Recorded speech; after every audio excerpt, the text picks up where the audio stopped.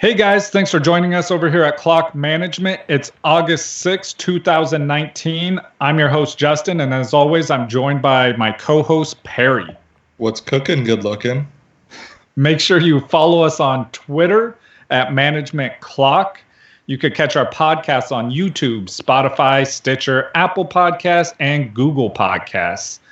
We're giving away a second Le'Veon Bell jersey autographed when we get to 300 Twitter followers. So make sure you go follow us on Twitter, share that with your friends, and someone's going to win a jersey.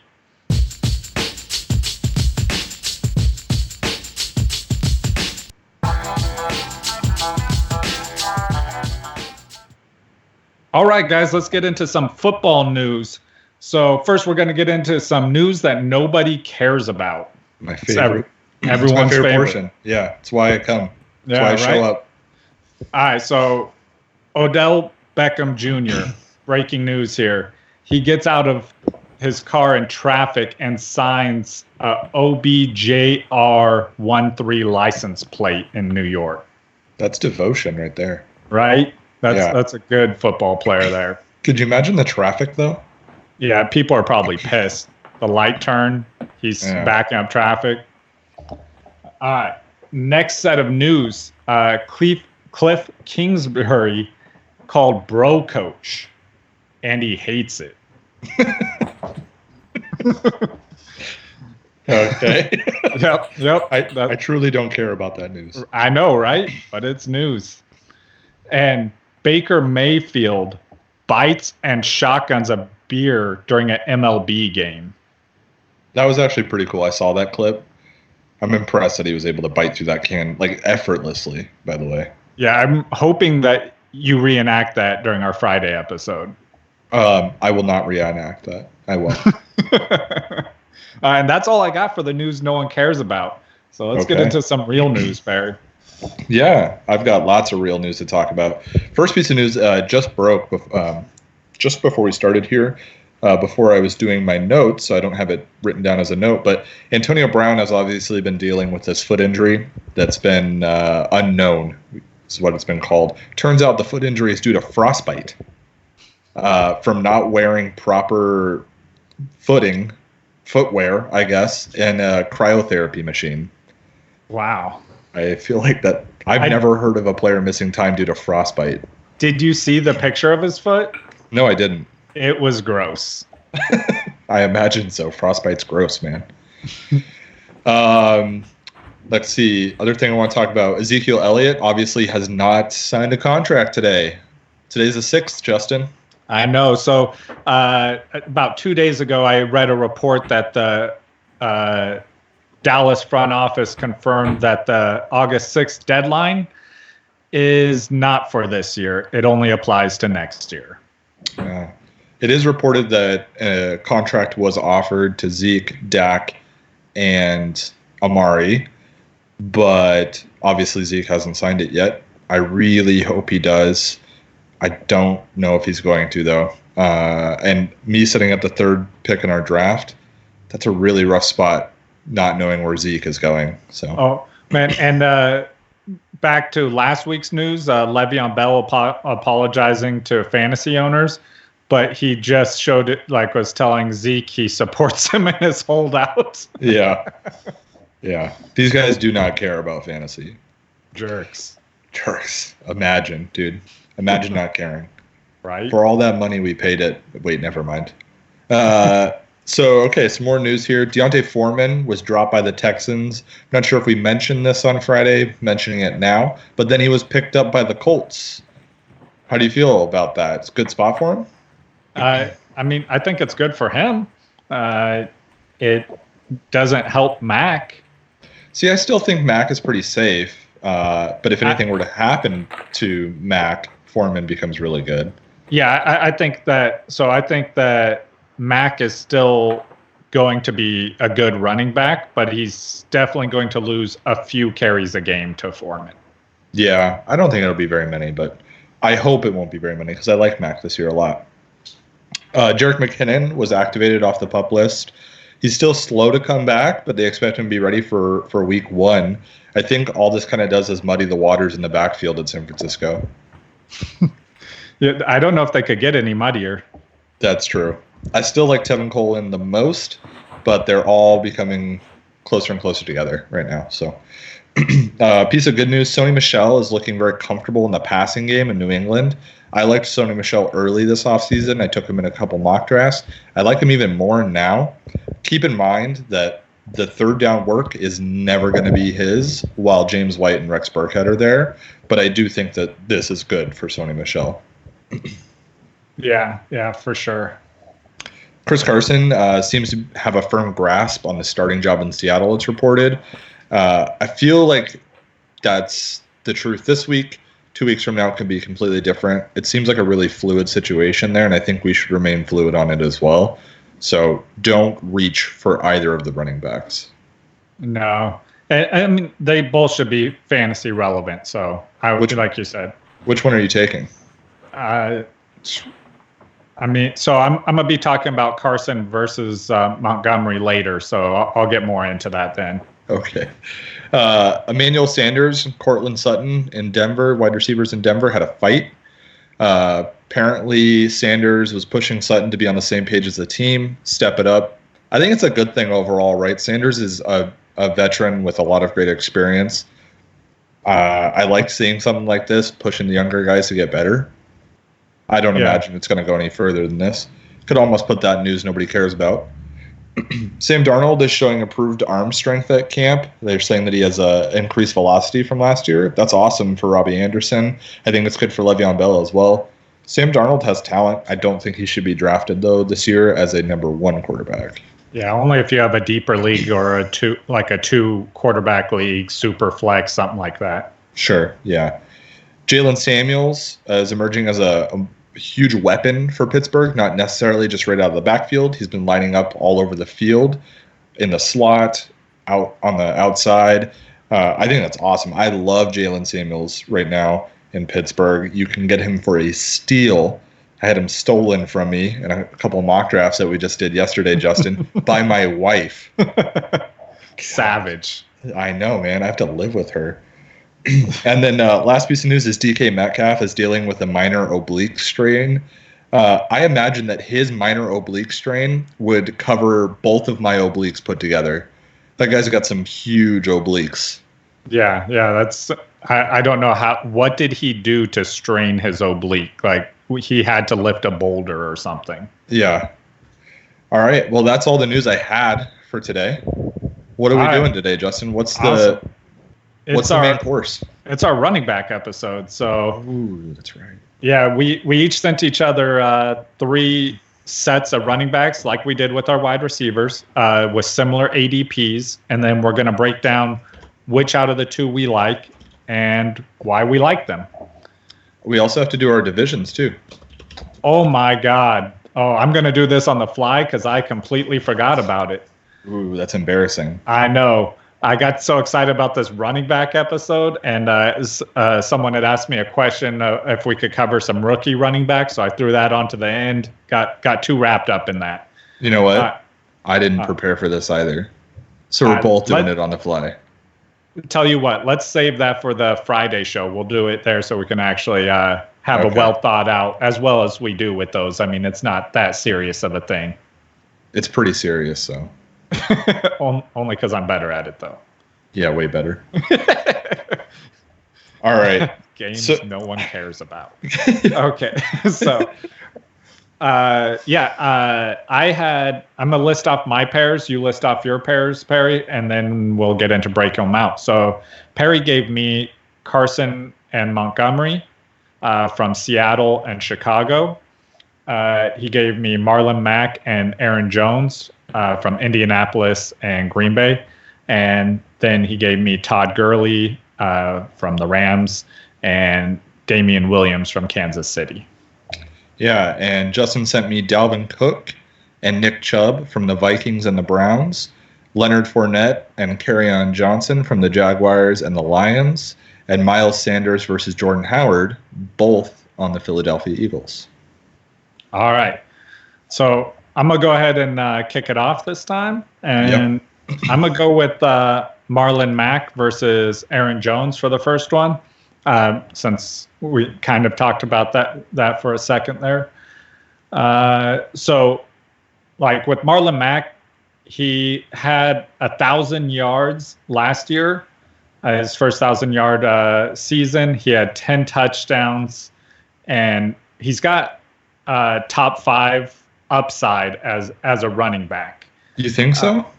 Yeah, for sure. With those type of numbers, he has the upside to be there, and with that high-powered offense. I'm not saying I think he's going to finish there. I'm just saying that's his ceiling. Like, okay.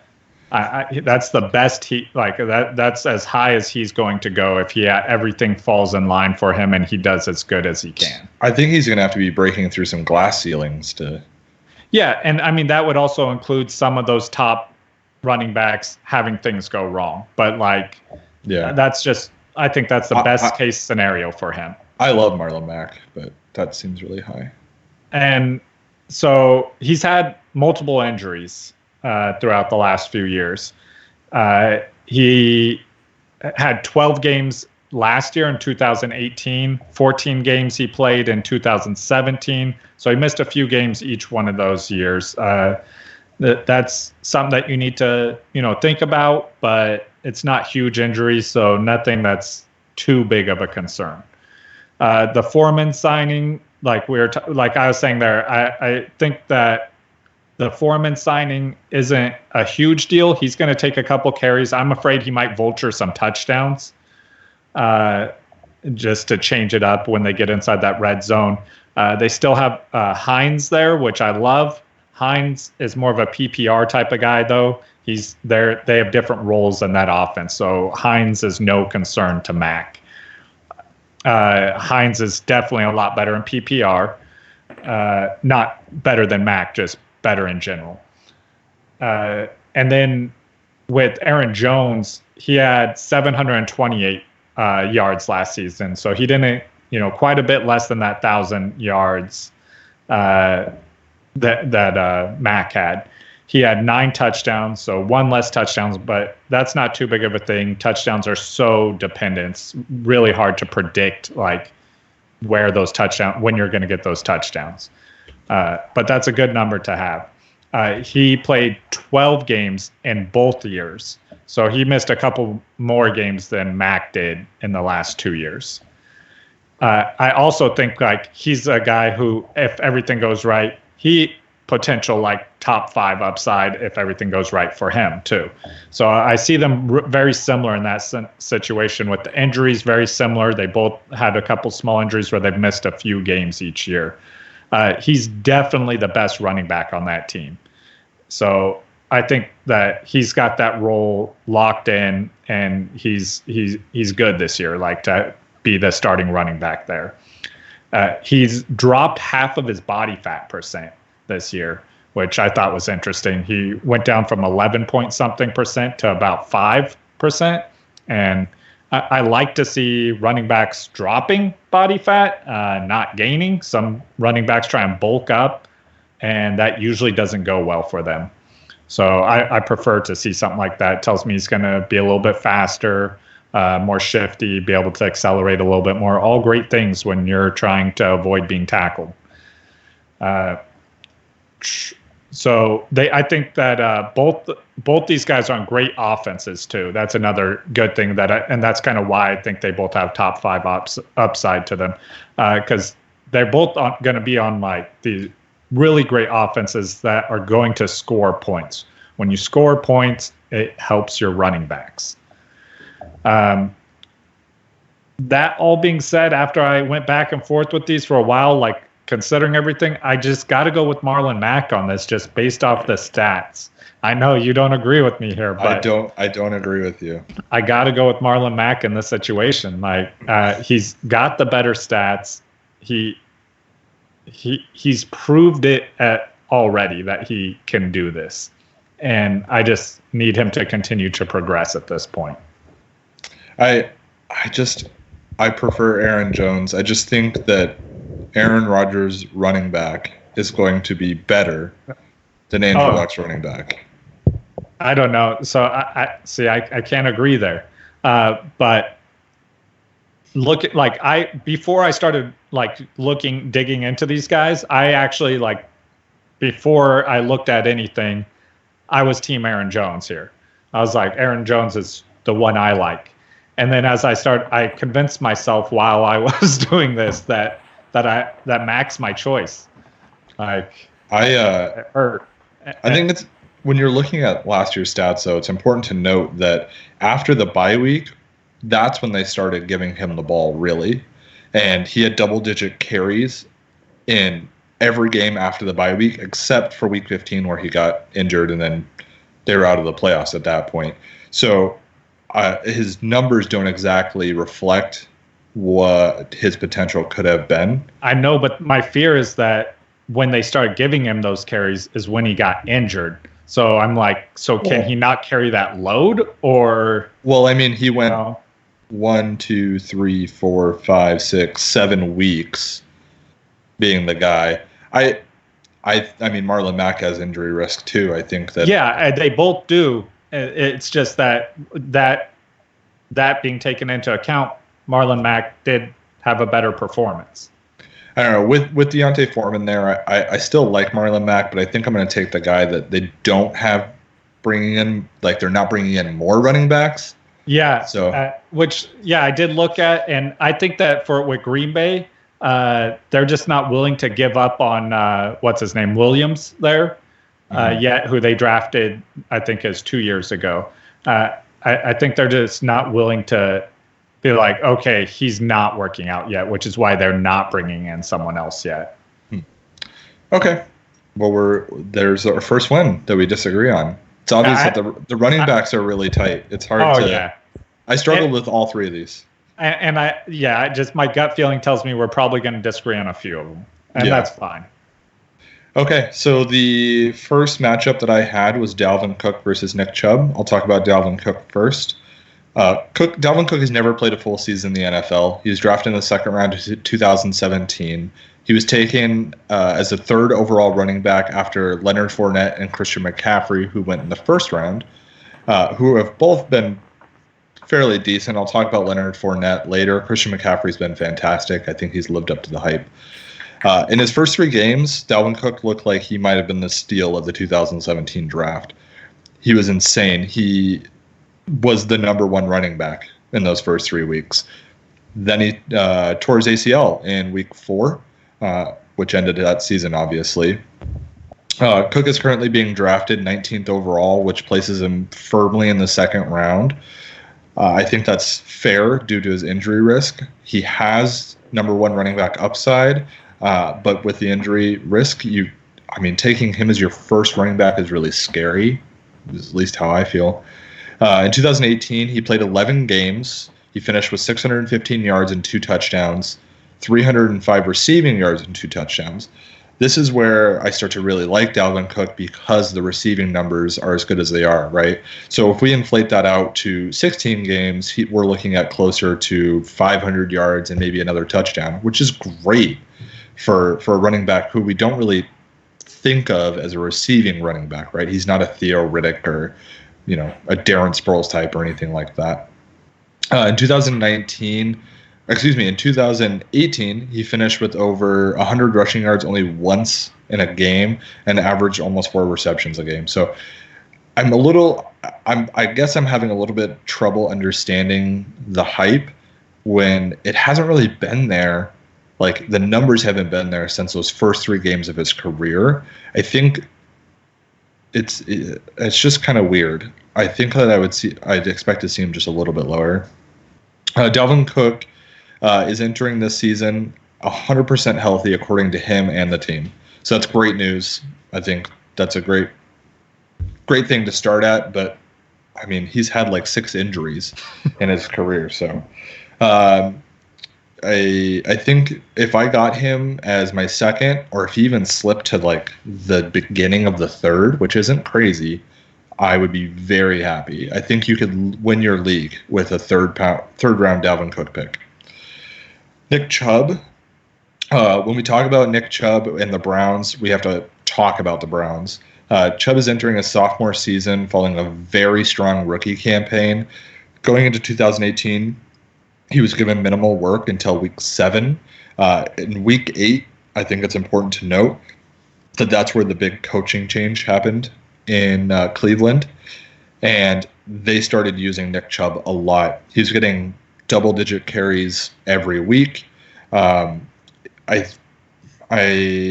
think that we're going to continue to see that going into this season, but it's important to note that Kareem Hunt is there. I know Kareem Hunt isn't going to play until week 9 because the bye week falls in the first 8 weeks. But it scares me to think that a talented running back like Kareem Hunt is going to be entering that backfield right around fantasy playoffs. So it's something to worry about. Currently, Chubb is going 21 for ADP. So second round, kind of the end of the second round or beginning of the or start of the third if you're lucky, kind of right around the same place Dalvin Cook is going. Last year, he had 996 yards, 8 touchdowns, 20 receptions for 149 yards and 2 touchdowns. That's an awesome season for a rookie that got almost no work at the start of the season. It's obvious that, like I said, he's going to be getting tons of work at the start of the season here. But the signing of Kareem Hunt was very good until the suspension last season. I think if he hadn't gotten in trouble, we'd be looking at him as a top 4 pick this season. So he didn't get hurt. He got in trouble, which means he's not coming back from an injury. He's just coming back, and he's talented. He's very good. Granted, he was on the Chiefs, which are an extremely strong offense, but the Browns will be a very good offense this year as well. The team around Chubb is extremely talented with Baker Mayfield, Odell Beckham Jr., and Jarvis Landry. They're all high-profile talent. They're all going to get their touches. So I think it's kind of a win-lose situation there. Obviously, they're going to take a lot of touches from Chubb, but they're also going to open up running lanes for Nick Chubb. So I like Nick Chubb a lot. I do not want him as my number 1. I would love him as my number 2. I would win my league if I got him as my number 3. Bottom line, because you're going to make me pick, they're in the same tier. Harry. Yes. I'm not going to make you pick. They're going to make you pick. Yeah. Well, all right. I'm going to tell them my choice here. I think that Dalvin Cook could crack the top 5 running backs this year. He has the talent for it. He's in the situation for it. But he could also get injured again and it'd be a completely wasted pick. I'm sure that Nick Chubb will finish as a top 12 running back this year, but I fear that his ability to go higher is going to be capped with the other talent on the team and Kareem Hunt coming in. I'm going to go with Nick Chubb. I'm going with Nick Chubb over Dalvin Cook. I know. Everybody loves Dalvin Cook. But listen, he cannot play a full season. He won't do it. He's had like 6 injuries in 2 years. He's going to do it this year. So you think he's going to be a workhorse running back when he literally has never played a full season? Yeah. No. So, no, I'm not saying that he'll be the workhorse running back. Like he may split carries out there I think they'll limit his runs. I just think with his pass catching ability that'll be enough added value to him to make up for those lack of carries. Yeah, maybe. But it's just a really high risk. I think like you're gonna have to take him in the second round.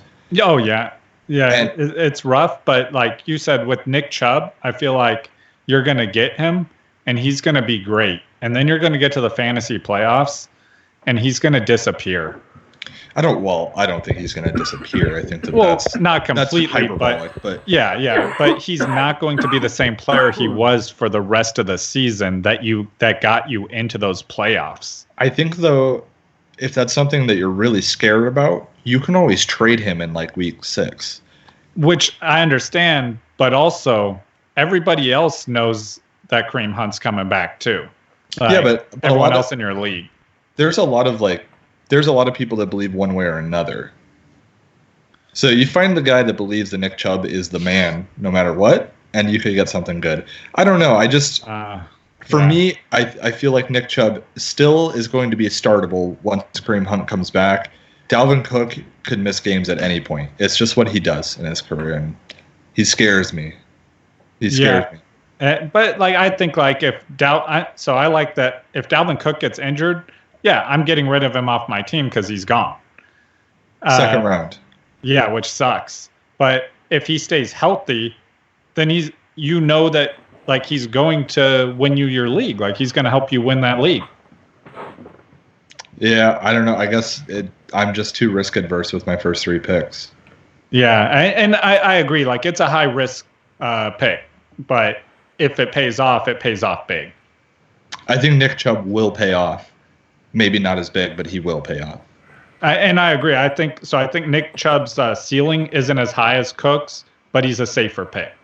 Yeah. But he's still a number 1 running back. Nick Chubb. Yeah. He'll finish in the top 12. I guarantee you he finishes in the top 12. I don't think he will. Okay. You heard it here first. Justin has no idea what he's talking about. I think he'll be just under that. Okay, we got to move on. All right. So I'm going to get into Chris Carson from the Seattle Seahawks and David Montgomery from the Chicago Bears. So Chris Carson is on Seattle Seahawks, which is a team that runs the ball an incredible amount. We've talked about it before on the show. It's over 50%. Only team in the NFL that does that. That's crazy. He had 1,000 rushing yards last year, 9 touchdowns, which those are great numbers. Those are like, I talked about that with the other running backs. Those are you want to see over 1,000 yards and at least, 9 touchdowns to get you into that like top 20 running back range that gets you in there. A little bit over that with the 1,000 yards. Basically, the 9 touchdowns means you're getting at least a touchdown every other game. Yeah. Essentially, right? Yeah. Averaged out. And so Seattle recently was talking about using Penny more in the passing game, like trying to incorporate him more into the passing game, which I think is great. I don't think anyone thought that Chris Carson was going to steal passing downs from Penny. It's, the other way around. That's the fear. So I was fine with that news. Chris Carson's been running the ball for 4.7 yards per carry. That's a good range to be in. Anywhere in the mid 4s is great. From week 12 on last year, he was the number 4 running back. So I was interested to see that because I didn't realize that he did that great at the end of the year last year. I traded him away, so I realized it. I traded him away for Leonard Fournette, everybody. Nice. Also, they lost Davis there, who so that's just some carries gone. He took some carries last year every game. I think those carries are going to go more towards Penny, so I'm not that's fine, but that just makes you not have to fear Penny as much with the 2 running backs there. They have a good duo in Seattle there. Like you said, out of those 2, I like whoever falls the furthest, but that's irrelevant to this, so I'll continue moving on. He also had some work done on his knee, according to Pete Carroll, during this offseason. Usually when people say something like that, it's like plastic surgery. Right? He may have, because they didn't specify any further than that. Like he had some ugly knees and he just needed to get some work done on those knees. Right? So that may have been the case because they didn't. Seattle's notorious for not letting you know what's going on there. Everyone's. Wait, whoa. Pete Carroll's notorious for not letting you know what's going on there. That's true. Yeah, everyone's great. They're fine. They're 8 weeks ahead of schedule on their healing. Russell Wilson's already won 9 games this season, guys. You didn't hear? Yeah. So he was averaging 105 yards per game that he played. That's great. You have a running back averaging 100 yards a game. This is from week 12 on, or no, period? This was period for him for the games played because he missed a few games. Oh, okay. So, I mean, that's great for the games he played, Yeah. Then, where'd I go? Okay, so that's like what I got for Chris Carson. So getting into Montgomery, the rookies are always a little bit more complicated because you don't have, past stats to go off of in the NFL. So with Montgomery, Howard's gone. He was the main running back there in Chicago. New coaching staff came in. He was supposed to be. And the new coaching staff just didn't like him. They gave him the ball. They gave him every opportunity, and they just didn't like where he was turning out. He couldn't break away with the ball. He produced last season still. That's the thing with Jordan Howard is he's always produced. It's the inefficiencies that have killed him. Yeah, so that was the thing. Like he put them at 29th in the league for carries over 20 yards. Yeah, but he was like 6th last season in carries. Yeah, exactly. Yeah. That's the problem. What they didn't like was his lack of explosiveness once he got to the secondary. So they got rid of him, shipped him out to Philly. Mm-hmm. You got Montgomery coming in, who is the best pure runner coming out of that draft. So he's stepping right into that role, which is perfect for him. I'm sorry to interrupt. Did you see that video today of him at practice just mowing people over? Oh, yeah. So, I get into that a little bit. Okay, I'm sorry. Go ahead. You're good. Yeah, so jump the shark. Yeah, it got me excited there. So he's gone. He comes in. He's the best pure runner coming out of this draft. So you got Cohen there also in Chicago. Cohen's great pass catching back, and that's a great duo. And the nice thing about Montgomery too is he's a better pass catcher than Howard. So at least from the film. So that's good for him. That's just more opportunity for him. He should do a lot better than what Howard was doing there. Then Matt Nagy feeds his running backs, and David Montgomery's hungry, so he's going to take those carries. Yeah. In college, he led forced missed tackles, and that's exactly what you're talking about, Perry. That video, those are forced missed tackles. It's not like I juked you and like I'm out of the way now. No, he runs through you and throws you to the ground. Yeah, the one guy that he really plowed over. If I could describe it, it's when when a running back hits a guy and the guy's arms don't really shift or move. They're just like kind of out there, like he was going to give a hug, and then he just hits the ground, and the look on his face is like, nobody's gonna let me live this down. Yeah, where am I? Yeah, where am I? What's my name? And can I get some ice, please? So the last 4 years, there's been 3 rookie running backs that were in the top 20 each one of those years. They all averaged 17.46 carries in a game. So that's like a number you want to look for. Howard had 16.88 last year, and I expect Montgomery to have somewhere around like 17.2 per game. So just under that mark. And that I strongly believe that will put him in the top 20 contention at running back. And his ceiling is much higher than that. That's just like, where I anticipate him being. Even if he's only getting 15 carries a game, he's going to get about 4 catches a game. Yeah. So keep that in mind. Like that, it makes up for those two missed carries that he would be getting. I would much rather have the receptions personally. Absolutely. And if you couldn't tell by all of my excitement here, David Montgomery is my choice here. Absolutely. I totally agree with you. 100%. Finally, we agree. People are going to start to think we don't like each other.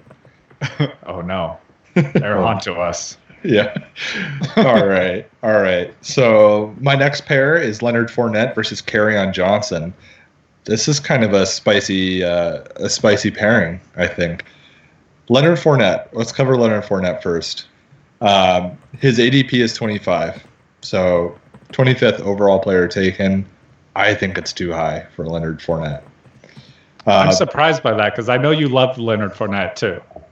So I'm gonna get into it. I love something about Leonard Fournette. Okay. All right. Okay. Leonard Fournette is not a good NFL running back. Okay. Buckle up. He is not a good NFL running back, and I think the Jaguars would be a better overall team if they cut him or traded him. Wow. He is one of the most inefficient running backs in the league. He's almost completely incapable of creating yards on his own. What I mean by that is if it's not a wide open hole, he's just going to get tackled for 3 yards. And the reason I say 3 yards is because last year he gained 3 or less yards on 51% of his carries. That means over half the time he touches the ball and he's getting you 3 or less yards, while only gaining 10 or more yards 9 times all season. Leonard Fournette gets handed the ball over and over and over and over again, and that's where his points come from, is because they'll just grind him all day long because they put so much stock into him when they drafted him where they did. I think at number 4 in 2017. So in 2018, he played 8 games. He had 439 rushing yards, 5 touchdowns, 22 receptions, which I was a little surprised to see how many times he catches the ball. It's not really what he's known for. 185 yards receiving, 1 touchdown. That's all great. If you get rid of the receptions, the rushing isn't very good, considering he played 8 games. That means he's averaging around just over 50 yards a game, and he's getting probably 20 carries a game. So he's incredibly inefficient. But he's going to get handed the ball a lot. And as long as he's on the field, he will score fantasy points. That's why I'm okay with owning Leonard Fournette. That's why if I go receiver to start my draft, and Leonard Fournette's my first running back, okay, I won. I'm doing very well. But injuries, suspension, and just attitude problems, literally him having a bad attitude has kept him off the field in his NFL career. That being said, it seems the Jaguars just have to play him, and they use him because he's taken early. If he plays all 16 games, he'll probably finish in the top 10 in fantasy points, but he's going to finish in the top 3 for touches easily. And it's just huge inefficiency. Because of this, he's not undraftable. Just don't reach for Leonard Fournette. I don't think you're getting the... Leonard Fournette kind of is like a brand name right now. And I think what you're kind of getting is not very... It's not exciting. He could miss to an injury. He could miss to a suspension. He could literally just be a jerk in the locker room and get sat. It's crazy to think about, but it's true. Moving on to Kerryon Johnson, whose ADP is number 31, which I think is a steal, to be completely honest with you. I love Kerryon Johnson. He's extremely talented. He's extremely athletic. Like many running backs we're talking about today, Kerryon has injury risk, which is the unfortunate truth. We just have to dance around every year is injuries will happen, right? We talked about it literally with every running back so far, except David Montgomery, who hasn't played. Yeah, hasn't played yet. That being said, Kerryon Johnson has shown nothing but upside in the 10 games that he played in his rookie season. He had some injuries last year, so he only played 10 games. It seemed that the coaching staff just didn't want to lean on him at all, right? They seemed still so devoted to Theo Riddick and, for some reason, LeGarrette Blount, who I just talked about inefficiencies. That guy, it might be the most inefficient running back to ever play this game. Leonard Fournette, probably, I think he came up under him as a Padawan. Yeah, probably. So his 2018 stats in 10 games, he had 118 rushes for 641 yards. That's 5.4 yards per carry, which is a really good yards per carry. I know we talk about yards per carry being this kind of like misunderstood stat, but what you have to look at is he had 118 carries and still had a 5.4 yards per carry. That's the important thing, right? A guy could bust off an 80-yard run, and it's just going to overinflate his yards per carry. But that's not the case with Kerryon Johnson. Not that he can't bust an 80-yard run. I believe he can. He had 3 touchdowns rushing. He had 32 receptions on 39 targets, which is an 82% catch rate. So 82% of the time he's throwing the ball, he's catching it. He had 213 yards receiving. He was placed on IR last season due to a partial tear in his knee. It seems like that was done because they were going to miss the playoffs. I think that's a good sign for Kerryon Johnson. It means they valued him going into this year. And then with Theo Riddick being cut and going to Denver, Kerryon Johnson is the de facto running back there. He's going to get a lot of the third down work. He's also probably going to get a lot of the early work. I am a little worried about C.J. Anderson vulturing some touchdowns. C.J. Anderson was really good last season when he filled in for Todd Gurley, but it was a really good situation for C.J. Anderson to land in. And C.J. Anderson's kind of an older running back, so I'm not too worried, but I do expect C.J. Anderson to take 3 to 5 touchdowns this season, which could really cut into Kerryon Johnson's overall fantasy score. I think that Kerryon Johnson has a very solid floor as a middle round RB2, or middle of the pack RB2, and he has kind of middle to low RB1 upside. He has stated himself that he's okay sharing the work. He doesn't see himself as a 3-down back. And I kind of agree with him. I don't think he's a pound it between the tackles kind of guy, but he's very, very talented. So I have to pick one. I think it's kind of obvious at this point that I'm taking Kerryon Johnson. Now, Leonard Fournette carries the ball a ton. He's going to score the points, right? And ultimately, that's what matters. But basically, I have to find a break point on any of these running backs that I'm drafting. And the break point I'm taking is that Kerryon Johnson is more talented. I think he's on a better team. I think that he can score points in more ways than Leonard Fournette. And Leonard Fournette is going to miss games this season.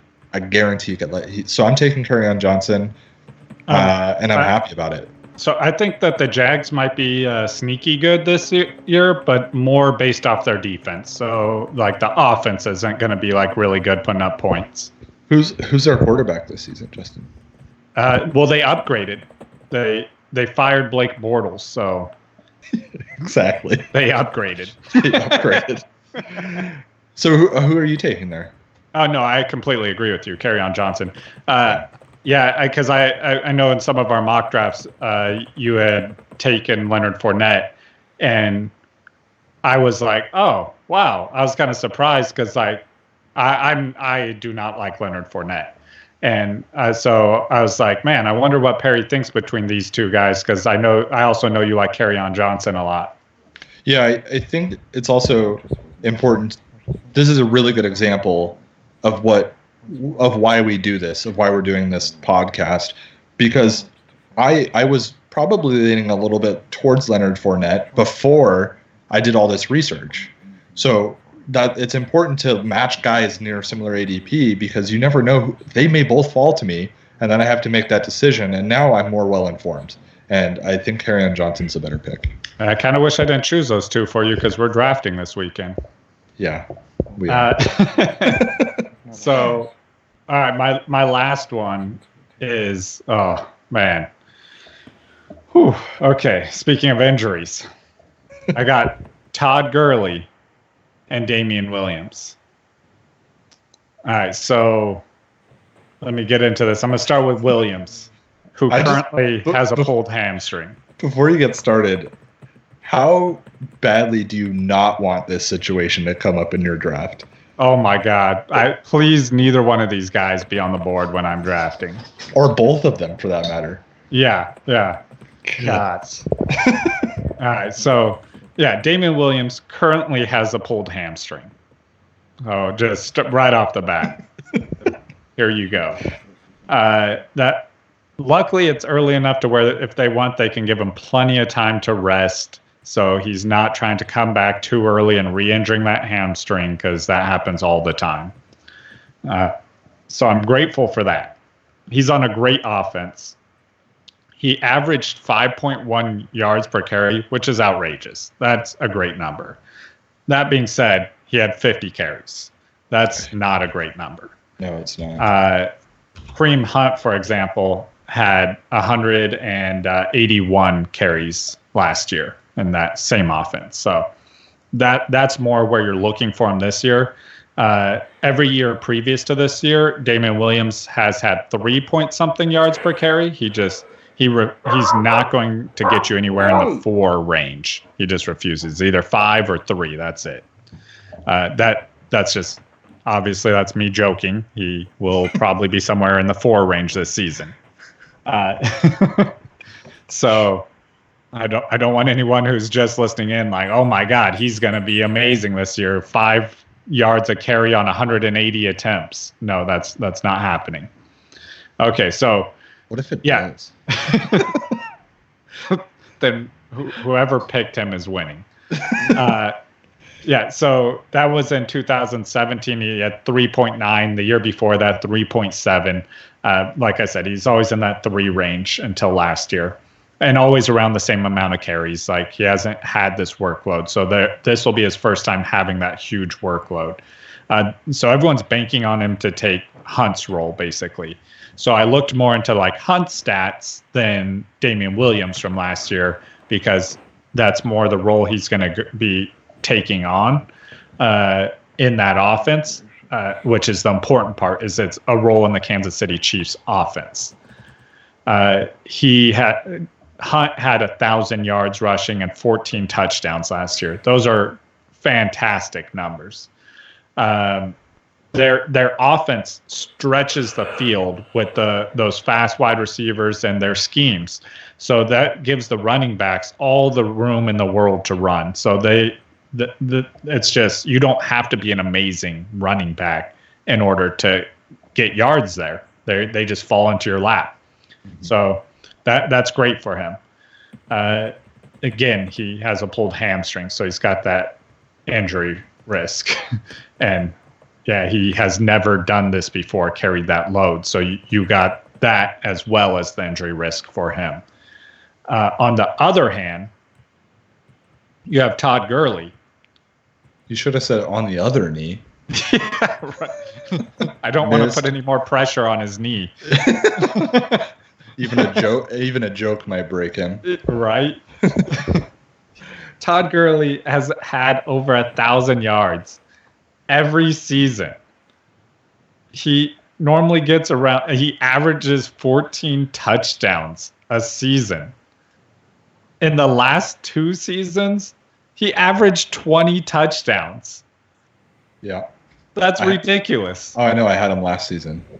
It worked out really well until it came time for the playoffs. Right. Yeah, and that's the problem. In all caps on my notes, I have the word injury for him. I went through the history of all of the reporting on his injury, from there's nothing to worry about here, he'll be back next week, to he's fine. CJ Anderson was just schemed into this game, to we just didn't have a chance to get him in there, to he has to have some work done on his knee, to we lost the Super Bowl and Todd Gurley didn't even play. Yeah, and then they're like, okay, he may have some arthritis in his, or a report came out that he may have arthritis in his knee, which they just did not acknowledge that report existed. And then about 3 weeks ago, they acknowledged, just in casual talking, well, yeah, of course he has arthritis in his knee, as if it's no big deal. It's a big deal. Yeah. It happened after he tore his ACL in his knee already. So it's, it's just compounded. Basically, if you have knee surgery, you have arthritis in your knee. It's just it's a miracle if you don't. Yeah, that's why he has it. Every running back that's had an ACL repaired has arthritis in their knee.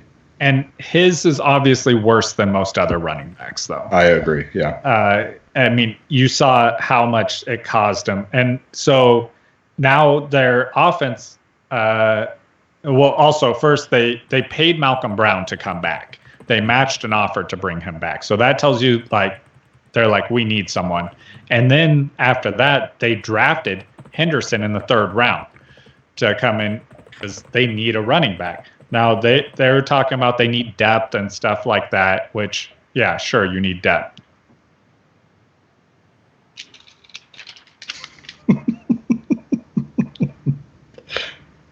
We're high tech here, guys. Yeah, and Ian Rappaport is reporting that his days as a bell cow are over. Like, that's what they're talking about in the offense already. The Rams, they're not going to tell you what's going on there. They did that at the end of last season. They're not going to be like, oh, yeah, his knee's messed up. He's just not going to be the same player he was for the last few years, which, it's sad, but don't draft him based off those glory days. Like, that's not where he's at anymore. And like, if I have to pick one of these two guys, like I got to go with Williams, just hoping for the future with Williams compared to hoping for the past with Todd Gurley. See, I think I'd go Todd Gurley because the reports out of camp in Kansas City aren't good for Williams. No. They're very good for Carlos Hyde. And no. I think there's a high possibility that Carlos Hyde is the number one guy when we open the season. So, being a San Francisco guy, like I've loved Carlos Hyde, and I've suffered from that. Like he's another one of those inefficient backs. Yeah. And so I think that he's experienced. He's a smart guy. I think he will be praised and stuff. But I think they'll realize that he is a great backup running back eventually. Maybe. I also think that what they're going to do with Todd Gurley will actually be okay for fantasy. Obviously, I think it depends on where he's being drafted. Yeah, exactly. Obviously, I don't think he should go in the first round, which he's creeping back into the first round right now, which it's too high. That's too high. I agree with you.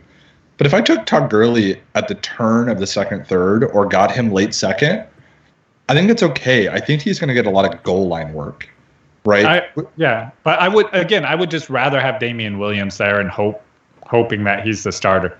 Again, probably not choosing one of these two guys, but out of those two, if those are my two choices, I'm going to go with Damian Williams. I would rather take a flyer on, a much younger back than either one of those two right now.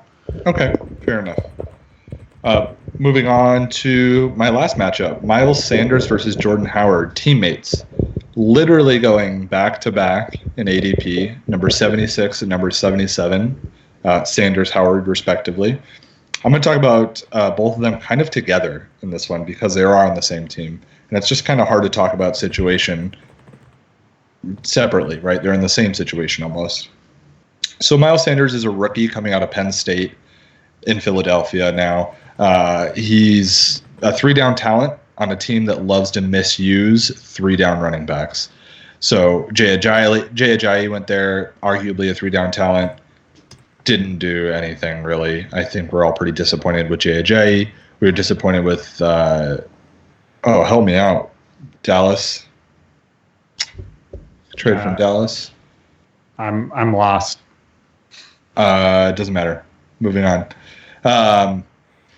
So basically, Miles Sanders was a very good Penn State running back, but I don't really like to look at college numbers when I'm trying to project for NFL. I understand that's all we have, but it's a completely different game. Absolutely. That's why I didn't go into much of that with Montgomery. Yeah, there's just been so many really good college players that have busted, and there's been a lot of college players that weren't very good that have turned out to be very good NFL players. That being said, Sanders does have a 3-down skill set that would work in the NFL if it gets used properly. Meanwhile, Jordan Howard is not a 3-down running back.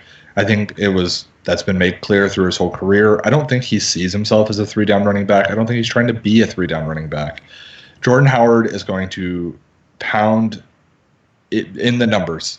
He's going to go between the tackles. He's going to grind out yardage, not very efficiently like Justin already talked about today. But in Chicago, he had 1,000 yards almost every season on a ton of carries, and he had 6 to 9 touchdowns, which is kind of that sweet spot of what you were talking about, Justin, for yardage and touchdowns. He finished as the running back 12 and 20th in the past 2 seasons while finishing 5th and 6th in carries. Again, inefficient. His lack of inefficiency scares me now that he's on a team and he'll be used less frequently than he was in Chicago. What are you writing down there? You taking notes? Yeah. Oh, good. Just keeping up with you. You're a good student, Justin. Thank you. No, you're not. That nobody's ever said that to you, have they? Not in my entire life. So, anyways, now that Jordan Howard is on a team where he's certainly not going to be used nearly as much as he was in Chicago, his potential has plummeted, right? He has to get those 17, 18, 19, 20 carries a game in order for him to be fantasy relevant, because he'll get 5 touches in a row and not run more than 5 yards. But all of a sudden, you get him down to the goal line, he's going to score. I don't. All right, moving on. The upside for Miles Sanders, who will be the starter, I quote me on that, he will be the starter, is he could finish as a number 1 running back. He actually could finish as a number 1 running back. He has 7th round ADP right now, and I think that's totally justified for what you could get for him. And then Jordan Howard needs to score touchdowns to be fantasy relevant. That is the only way he becomes fantasy relevant. But bottom line, I'm going to take Sanders in a redraft and dynasty. I think that's a pretty easy pick. I'd be happy to get him in the 7th round or even later. He is falling later in some drafts. We will see weeks where Howard drops 100 yards and 1 to 2 scores. We'll see maybe 1 week like that, and we're all going to be kicking ourselves because we don't have him. But we're going to be really happy when we don't have him for the 9-carry, 14-yard week that we're bound to get out of him as well. So it's our job as fantasy players to pick the most likely player to succeed, and I think that's easily Miles Sanders. But I still love you, Jordan Howard. You be you. Yeah, I agree with you on that one. So that's good. I think we agreed on like half of them. Yeah, it was okay. Yeah. All right. So what I was writing down when I was going through, while you were talking, was we had talked earlier. Someone had asked us to go over which rookie running back do you think is going to be the best? And I feel like this is pretty easy, but I just wanted to go through a few. I don't know if it is. I think you and I might have a different guy. We might. Okay, you go first. You go first. Okay, so I'm gonna go through real quick. I wrote down the 4 most relevant rookie running backs. So you have Darrell Henderson, who I mentioned behind Todd Gurley. You have Miles Sanders. Is this in order? No, that's reverse order. He's number 38 ADP for running back. Or sorry, the 38th running back off the board on average. Okay. Miles Sanders, 36. Then you have David Montgomery at 24. So this is what I was writing down because Miles Sanders actually went down 2 picks since I first wrote this. Mm-hmm. And David Montgomery went up 1 pick. Or vice versa, sorry. He went down 1 pick and up 2. And then Josh Jacobs as the 20th running back off the board. And so I talked about David Montgomery. So Miles Sanders and Darrell Henderson, I feel like both of them, you have Henderson's not relevant unless Gurley is not there. Miles Sanders, I think he'll be good, especially in future years, but he is going to lose carries to Jordan Howard. Still, like Perry said, out of those 2, he's the better running back. I agree with him there. I just don't think he's at the same caliber as David Montgomery or Josh Jacobs. I talked about David Montgomery a lot already. So Josh Jacobs, Josh Jacobs is on Oakland, and they're in Oakland. Gruden is not a good coach, but he's a old school coach, and he loves to ground and pound the ball. And he loves to force the running backs to carry that ball and just run. Sorry, Sean. Wow. Sean had to deal with that F-bomb. Yeah. Yeah, and you're blaming the beer on Fridays. Dang, right? But yeah, he loves to run the ball and establish a run. He's great with with running backs too. He just has a history of being great with running backs, pushing running backs to have 1,000-yard seasons. Even running backs that were not that great before that, a lot of running backs throughout his tenure have their best years under him. And there's little competition there in Oakland. Like, there is nobody else where he's going to be worried about this person stealing carries from him. So to me, I feel like he's the solid pick as Josh Jacobs, and then Montgomery, I feel like that's perfect right behind him. So I'm taking Montgomery over Jacobs. Oh, see.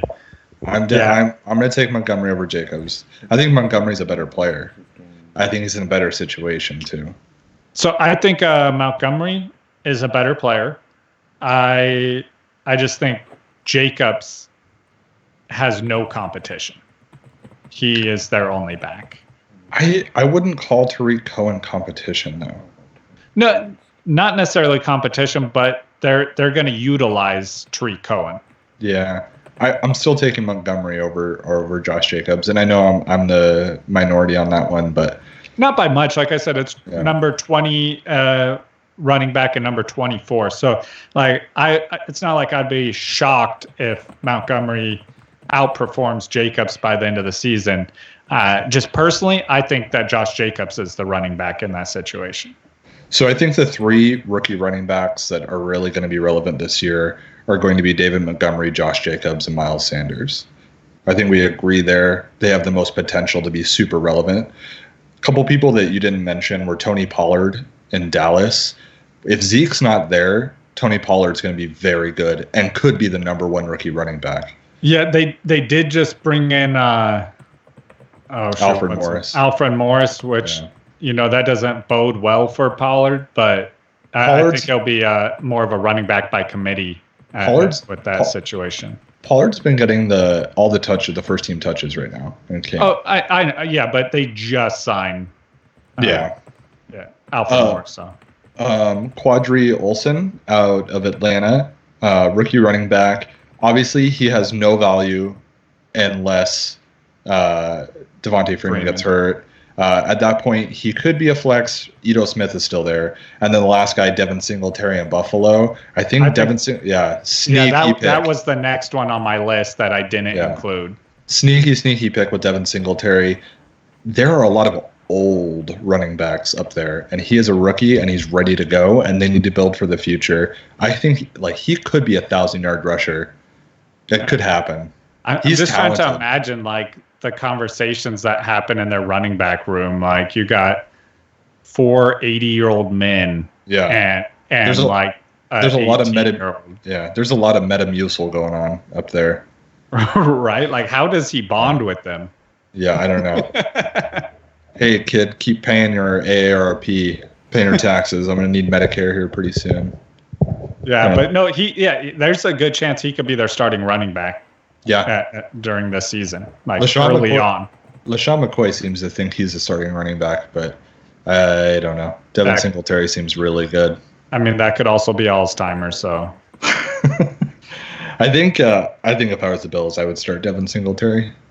Yeah. It's this, you got to build for the future. You got the rookie he's not rookie no more, but the young quarterback there. Yeah. Start building around him. You got to make some moves. Them bringing Frank Gore in was the weirdest signing of the offseason, by the way. I know. It doesn't make sense. Well, guys, running backs. There we go. Running backs, they're the most important position on your team. So just keep that in mind when you're drafting. I personally, Justin, I don't know what your strategy is, but my strategy is I'm going to pick one running back with really high upside. I'm going to pick one running back with a pretty safe floor, just because they're generally the anchor of my team. That's if I go running back. But I like to have one really high upside guy, one kind of floor guy. Unless I have one of those top 3 picks, which I do this year, you're kind of getting floor and upside with those guys. But yeah, I try and get a running back that is safe with my first pick. And then, with the second pick, I usually still stay pretty safe. And then I'll try and get a running back who I think has a lot of potential. Yeah, for sure. Okay, anything else you want to cover? Yeah, well, I just want to tell everyone on Friday, Perry and I will actually be together for the first time and doing a show together. So that'll be exciting. We have hung out before. This isn't the first time we hung out. I don't remember that. When you officiated my wedding? Sounds vaguely familiar. Doesn't sound like it. Okay, but yeah, so we'll be doing our Friday show together in Portland, so that'll be fun. Yeah, looking forward to it. We're also doing our draft, Destination Draft Portland. Right? That'll 2019. Yeah. It's going to be one for the ages. All right, so we'll see you guys on Friday, go over the news, and thanks for joining us. Follow us on Twitter. I think the Bills might sign my brother Andy. He's old enough to be running back out there. Oh, my God. Shots fired. Bye, guys.